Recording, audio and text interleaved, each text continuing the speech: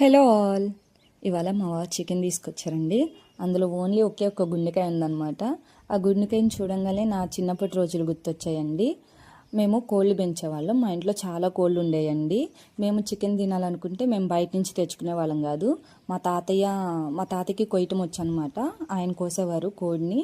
కోసేటప్పుడు ఆ గుండెకాయ ఉంటుంది కదండి, గుండెకాయ నేను, మా చెల్లి, మా అమ్మ నాకంటే నాకు తెగ దన్నుకునే వాళ్ళం. ఎందుకంటే మా అమ్మ ఆ గుండెకాయని బాగా కాల్చిచ్చేదండి, నిప్పుల మీద కాల్చిచ్చేదనమాట. No oil, no pepper, no salt ఏముండదండి. చాలా అంటే చాలా టేస్ట్గా ఉంటుందన్నమాట.